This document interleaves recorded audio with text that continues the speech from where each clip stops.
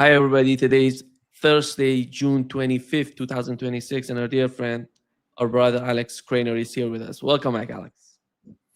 Thank you for having me, Nima. Always good to join you. Alex, it's too hot there. I can understand. It's very hot. I think I'm starting to believe in global warming. Yeah, then just imagine what's going on in the Strait of Hormuz right now. It must be quite toasty. Yeah,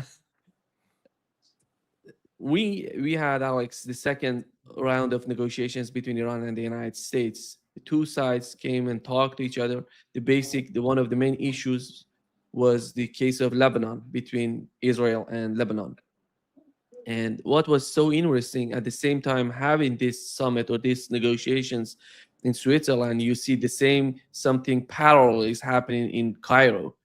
Foreign ministers of Turkey, Egypt, Pakistan, and Saudi Arabia coming together to talk about what's going on between Iran and the United States and the whole region.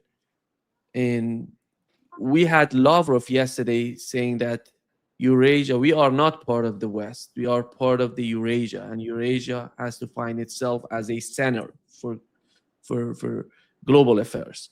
And that's why when we are talking about ourselves, it's not talking about the West. It's talking about the whole Eurasia. I assume that what is happening in the Strait of Hormuz in the West Asia is part of Eurasia, and it's important for the concept of Eurasia, for the security and whatever would that be for Iran, Russia, and China. But when it comes to the Strait of Hormuz, when it comes to the negotiations between Iran and the United States, what is your understanding of the current situation between the two? My impression, Nima, is that the United States is doing their usual. They're taking advantage of these negotiations to give themselves time to be in a better position for a future renewed assault on Iran, because this is basically the consistent policy that we've had for decades now. And I very much doubt that they will ever give up on this. I think that they've only learned that they cannot prevail militarily. And they particularly cannot even dream about assaulting Iran in the summer, because, as we've learned, you can't change the regime from the air. You need the ground component, you need ground troops. And so they're furiously trying to organize, their jihadist units, the Kurds, and in the fall, the situation might be favorable for perhaps a ground invasion of Iran. In the meantime, they're doing still more of the usual, where the terms that they agreed to, they're now trying to uh, maneuver around it. For example, they're supposed to immediately release $12 billion of Iranian frozen funds, which is the money that belongs to the Iranians. And rather than just giving them the money, they're like, oh yeah, well, you can spend it in the United States on things that we tell you can spend. You can buy our genetically modified soybeans or our wonderful corn or whatever. And then they're talking about, well, this is going to be great because it's going to make American farmers rich. Of course, it's not going to make American farmers rich. It's going to make big ag rich, the large agricultural corporations that the American state subsidizes and favors. And so we're getting more of the same. I think that the Iranians have been very wise to include Lebanon in their peace negotiations, because if Israel breaches the ceasefire, then that gives Iran the pretext to renew hostilities. And I think that Iran, at this moment, it doesn't suit them to freeze the status quo, because the status quo is still dangerous for Iran and jeopardizes the government's stability going forward. So I think that Iran probably wants to completely evict Western colonial powers from the region. I think they want to give the coup de grace to Israel, and there has been subtle messaging from Iranian officials towards the axis of resistance and towards the Palestinian people, saying that now is the time to reclaim your lands, meaning we go all the way. And you can see that the other side is quite nervous about this, because now they are very keen on trying to defeat and disarm Hezbollah. They want to isolate Ansar Allah in Yemen. They want to spark a kind of civil war in Iraq to make sure that they can defeat the militias that are part of the axis of resistance. And so I think that this conflict is gathering, and I think that when the 60-day period of these negotiations expires, we're going to get a renewal of hostilities. And I think that a renewal of hostilities probably favors Iran much more than it favors Israel and the United States. You mentioned the case of Lebanon and Gaza. Recently, I see on my channel, I see other friends as well, they see the same thing happening, is that it seems that the Israelis are so active. And here is what was reported by our friend Elijah Magnier. He says that he's so familiar with the region and he knows the region, what's going on there. I talked with him 2 times, 3 times so far. And here is what he posted. He said the Israeli social media intelligence service primarily prefers to unit Hatzov. It reminds me of the Azov, but the unit Hatzov, also known as an open source intelligence or OSINT unit, a subordinate unit under the elite unit 8200 in Israel, has been active on social media asking, why is Iran not defending Lebanon? Why is Iran not defending Gaza? Accounts appearing to be from Indonesia, India, Latin America, are all operating from Israel. Many locals in Lebanon, Gaza, and the Middle East, he means, fall in this narrative and naively repeat the same question. Not all work for the 8200 unit. It seems particularly active. I see them every time I come to live. I see them coming to the comment section and asking this question. Maybe some of those people who are falling into the trap that these Israelis are making. The question is, when they ask, why is Iran not defending Gaza? Why is Iran not defending Lebanon? What else can they do? And the acts of resistance altogether is not just about Iran. All of them are together. Do you see any sort of sign do you see any sort of crack in the acts of resistance? I'm talking about Yemen going to Iraq, Iran, and Lebanon. I see everything is solidifying on their part, not weakening. Yes, I agree with you, Nima. Everything is solidifying on that side, but everything is disintegrating on the Israeli-US side, because now we have bitter recriminations between the Zionists and the Donald Trump administration, because, there was this JNS summit. I'm not sure where it was, whether it was in the UK or in the United States, where you had the Festival of Zionist Thought. Well, they're absolutely hysterical. They're rabid. They're saying the United States must immediately stop negotiations and fight. They have to go with bombardments. They have to take control of the Strait of Hormuz. They have to go with ground troops. And people, voices from Israel are saying that if you're not fighting for us, then you're our enemy as well. On the other hand, the Trump administration also has a military hierarchy to mind. And I think that in the military hierarchy, there's a lot of dissent. There's a lot of commanders and soldiers who are not thrilled to be sent to fight a war for Israel and to die there in the current miserable conditions. They've lost use of many of their air bases. I don't know to what extent they have been damaged, but at least some of them have been rendered completely unusable. And meanwhile, Iran is also preparing. And so I think that, and also we have to also mention that Israel's government is in trouble, and that some people in the United States, possibly Trump included, think that it's time to effect a regime change in Israel. So there's a internal political infighting going on in Israel.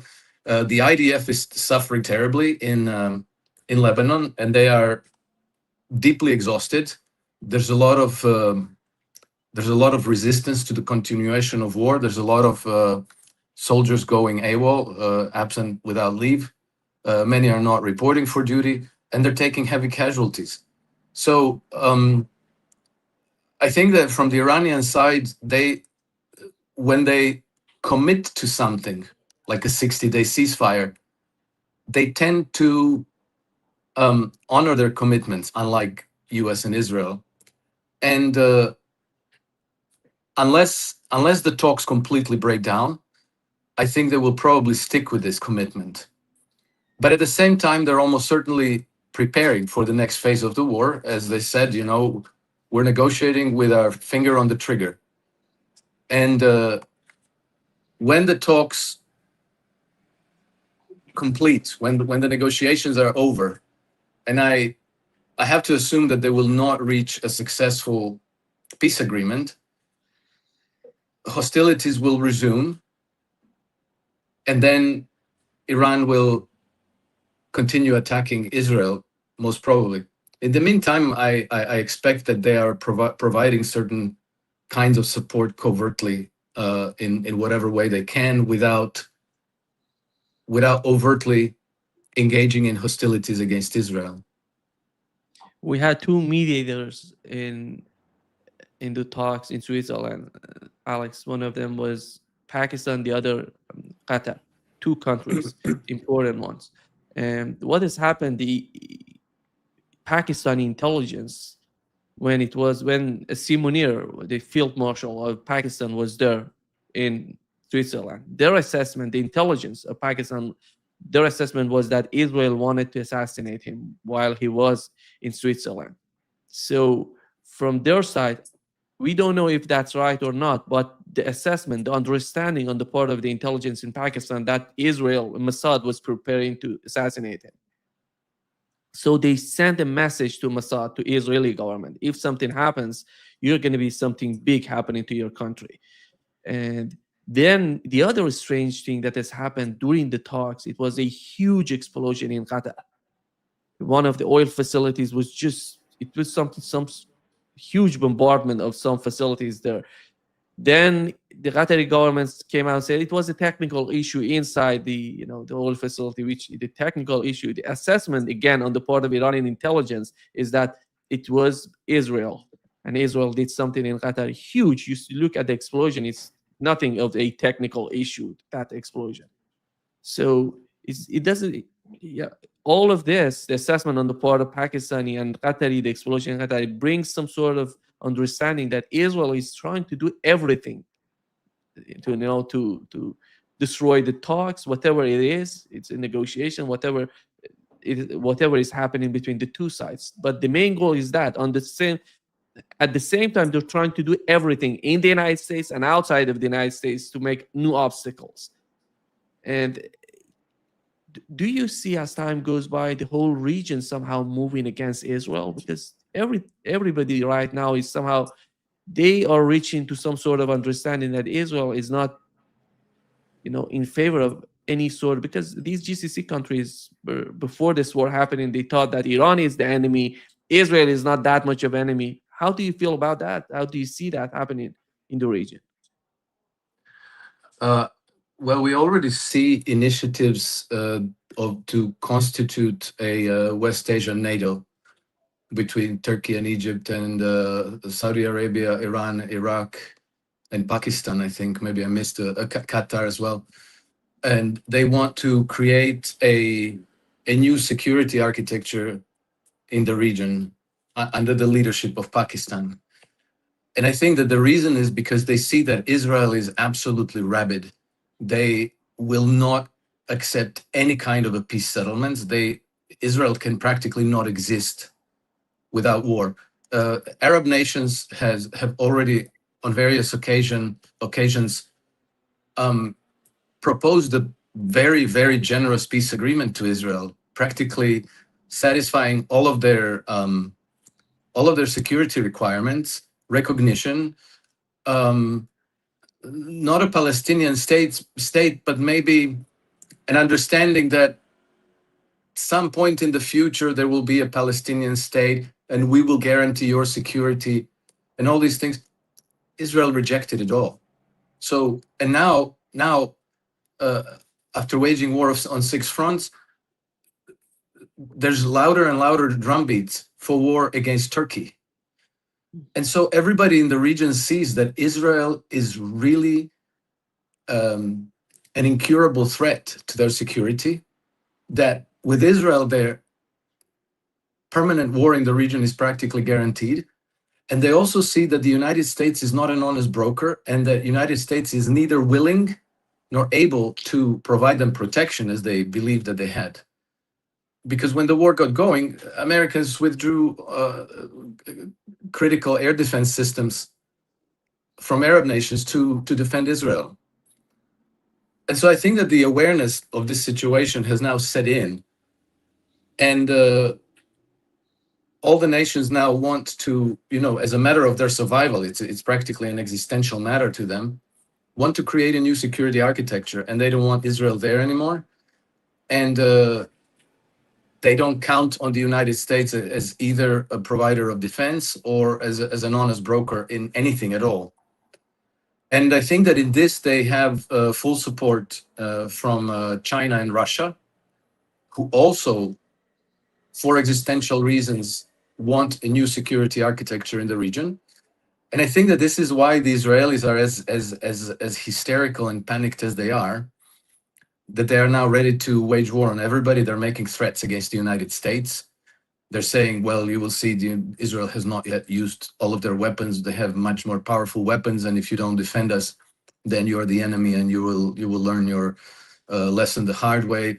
They're threatening a false flag attack in the United States because they're saying, oh, well, I guess they didn't learn their lesson on 9/11, so maybe they need to relearn that lesson, which is basically a veiled threat to stage another false flag attack in the United States. But I think that the horse is bolted out of the barn. I think that now everybody hates Israel. They know that Israel, if something happens, if a false flag attack does happen, I don't think that the people are going to think that it was a bunch of Arabs with box cutters, or whatever they try to blame, whoever they try to blame it on, which would be Iran. I think that they will consider Israel as the suspect number one. So it's they have completely painted themselves into a corner, and other than dragging the United States back into war with no holds barred, a total war, ground, air, all the ammunitions. Palantir is talking about reinstating the draft so that all the American young men and women go and fight and die for Israel. Without that, they are lost. They are just basically circling the drain, and I don't see how Israel survives this. Their problem with Turkey, before the fall of Bashar Assad in Syria, the situation between Israel and Turkey was not that critical. And since the fall of Bashar Assad, you see some sort of confrontation between Israel and Turkey. Just getting back, look at all of the statements of the Israeli officials. Look at how drastically those statements have been changing, since the fall of Bashar Assad.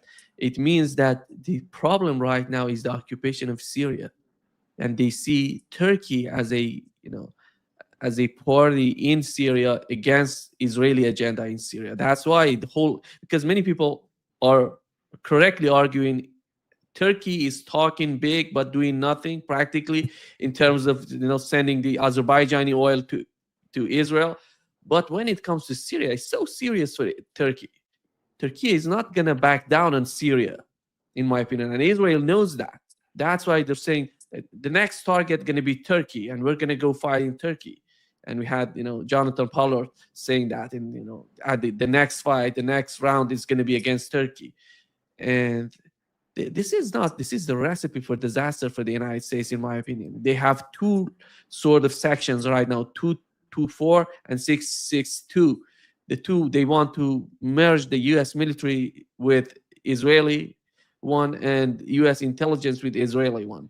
And Israel is not part of Five Eyes, but they're basically closer to the United States without having these two sections.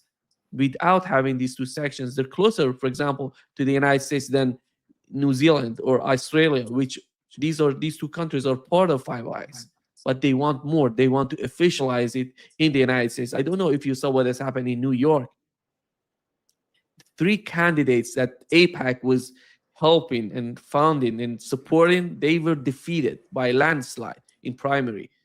And who was? We had the establishment of Democratic Party against the new movement in the Democratic Party, which is the new mayor of New York, Mamdani.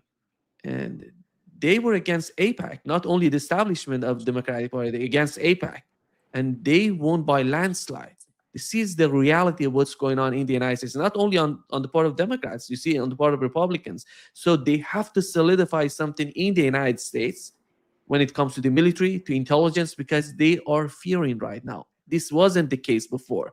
Right now, they see the sea change that is happening within the society in the United States. That is hugely problematic for Israelis. I think they perceive that. Yes, correct. But I wouldn't perceive all these candidates like Mamdani as some kind of a freedom movement, some movement that's going to deliver us from all these forever wars. It seems to me that there's a civil war in the United States between two, how do you call it? I would say two cabals, two conspiracies. And one is definitely the Zionist conspiracy. But the other one is not really America first. It's not really MAGA. It's more like a Trotskyite communist conspiracy. This is the people like Hillary Clinton, Barack Obama, all those people like Susan Rice and James Comey and Mark Carney in Canada. But both of these cabals, their ultimate loyalty is to the City of London, because they are both the Trotskyite movement and the Zionist movement emanated from London, from the British Empire. And I believe that they still have largely control these groups. For example, I think it was very indicative when this whole Albanian affair erupted a few weeks ago. And it turned out that, the Jared Kushner's and Princess Ivanka narrative about how they identified the Sazan Island as a place where they want to build their dream life is that they were on a friend's boat. They stopped over for a swim when they were vacationing on a friend's boat. And who was the friend? Well, the friend was Nathan Rothschild. Okay, so direct link to the City of London. I don't know if Trump is aware of this. I fail to see how he couldn't be aware of it. And then also Mark Carney, Barack Obama, Hillary Clinton, late John McCain, the people that I would categorize in this Trotskyite conspiracy, they're also back and forth between Washington and London. And so it basically leads to the same epicenter of all these forever wars. The fact that one side wins primary election, I think should not be a comfort to anyone. It's just, because the Trotskyite conspiracy is rabidly obsessed with Ukraine and Russia. The Zionist conspiracy is rabidly obsessed with Israel and Iran, with the Middle East. But it's still that, clash between two systems of governance. And both of these conspiracies basically represent one and the same system of governance. It's just that they have different foreign policy priorities. And I think that both these systems are so deeply entrenched in the American establishment that I don't know how this can be purged for like a genuine MAGA movement and a genuine return to American Republican traditions. But I assume at this stage that it might take a civil war or a revolution, you know, a group of Pentagon generals simply taking over. But you know, this is it's this could start to happen when prices at the gas pumps go over $10 a barrel and $10 a gallon, and people can't afford to buy food for their children. At that point, you know, things could erupt to a much uglier manifestations. But until then, we're just being torn between two sock puppets that both serve the same master. Yeah, I think some of it you can find it in one of the recent pieces of Farid Zakaria on CNN. He basically was arguing the war in the Middle East, in the West Asia, was lost. Let's get back to Ukraine. Let's find, let's go. The same people, by the way, the same people that you've just mentioned, the Obama and these people who are close, so much close to that sort of mindset. They're talking about, so if we're not able to continue the war in the Middle East because of the reality of what's going on, we can continue the war in Ukraine. And Ukraine is just changing everything. They have changed everything. They're winning. Oh, they're practically at the gates of Moscow by now. Yeah. I was watching Professor Ted Postel. He said the Patriot system is the interception, of the Patriot system is less than 5%, something like that. And the United States is still producing them and selling them to to other countries. And less than 5%. Less than 5%. Less than 5%. He said close to zero. It was the assessment on the part of Israelis. He says the assessment. The guy is so expensive. They're producing pack 3 of the Patriot system. The THAAD system was so incapable of defending, and that's why Iran destroyed many of these THAAD systems, four of them at least in the war. They're basically hugely producing super expensive weapons. They're not that much capable of defending, but when it comes to buying those weapons, Saudi Arabia, as you've mentioned, these beautiful weapons, they're huge. But what is the outcome of that for Saudi Arabia? This is the problem that I think the continuation of the wars. Do you see the moment that the United States comes to some sort of understanding that the war or the military industrial complex is not anymore the solution for the future of the United States? Or you don't see that happening anytime soon? Because basically the main engine, the main motive behind all of these wars, if we assume that the United States basically providing all these weapons to Ukraine, to Israel, to all of these areas. So it's the military industrial complex, as our friend Ray McGovern he keeps saying that, the military industrial complex. And is that going to change in the United States, the reality of the new wars, or they're going to find some sort of way to continue the same mindset of the endless wars? Nima, I wouldn't be optimistic because the system is very deeply entrenched.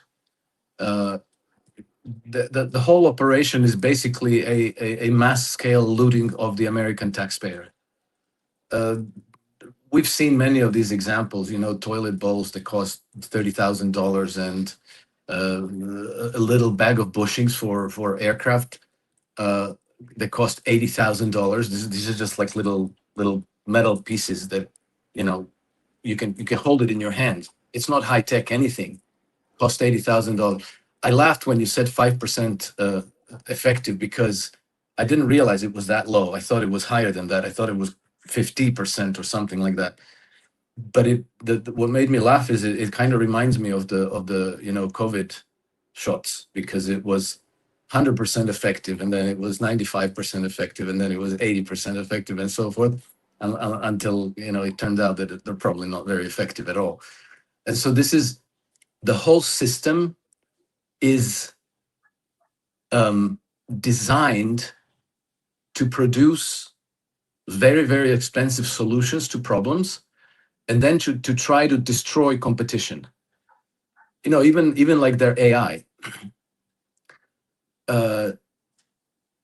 a few months ago, Mark, and I think before Trump became president, Mark Andreessen had an interview with Joe Rogan, and they were talking about AI. And Mark Andreessen, who is one of the part of this high tech establishment, the big tech in Silicon Valley, the founder of the most powerful venture capitalist company in the United States, he wanted to start up his own AI company. And he was told, no, don't do this. AI is going to be dominated by two or three key players that we control. And so they ended up plowing, I don't know the amount of money, but we're talking literally hundreds of billions of dollars, maybe more than a trillion, into this AI. And at the same time, in China, the whole system is open source, open to competition. So you have dozens and dozens of AI startups. And one of them, like the one, I mean, I'm not, extensively knowledgeable about this industry, but I know that one of them was DeepSeek, which developed their solution for $10 million. They spent $10 million to develop their solution. And now the result is that 80%, fully 80% of Silicon Valley startups in the United States have opted for Chinese AI platforms. And so it's the same wherever, whatever stone you turn, you find the same morass of rot, of corruption, of basically using every technology, every industry as a as a source of plunder for the top level establishment people. And the result is that they're losing in industry, they're losing in high technology, and this is a verifiable fact.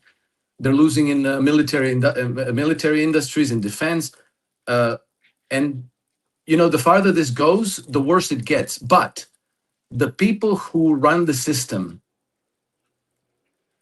have no interest in relinquishing control of the system to a bunch of anonymous startups, a bunch of ordinary engineers and people and technologists. So they will try to use force to eliminate competition. They will try to destroy China, sanction them. Well, they're already trying. They're trying to ban access to chips, ban access to whatever they think is going to slow down China's progress, but it's failing by now. And I think that if we take the trajectory of late stage empires as a historical precedent, we see that they can't arrest the collapse of the empire because these vested interests are not willing to let go. And so they hold on, they clutch on the system ever more tightly, but the system kind of disintegrates on their watch. And the Roman Empire never reversed its decline for this exact reason. It basically went from its zenith almost in a straight line into the Dark Ages. Alex, during the war between Iran and the United States, I basically thought that Europeans are helping the United States and Israel when it comes to the intelligence and defensive part of the war. But yesterday we've learned officially from the Secretary General of NATO, Mark Rutte, he said that something like between 4,000 to 5,000 military flights were conducted from various European bases to support the operation against Iran. This is huge. The statement, not only because we were speculating on that, but these are, the guy is the head of NATO, the Secretary General of NATO. And when he says that, it seems that it's so close to the reality. And he said 500 of those flights were from Italy. Italy Yes. was supposed, he said that no, we're not part of this, we're not doing anything. And then they came out after the interview Mark Rutte had on Fox, and he said Italy said no, these numbers are not correct. But this is the complicity of Europe in what was happening in the Middle East. They were part of the operations. That's why they knew how deep is the problem for the United States. That's why they didn't remember those days that Donald Trump was begging Europeans to come and open up the Strait of Hormuz for us.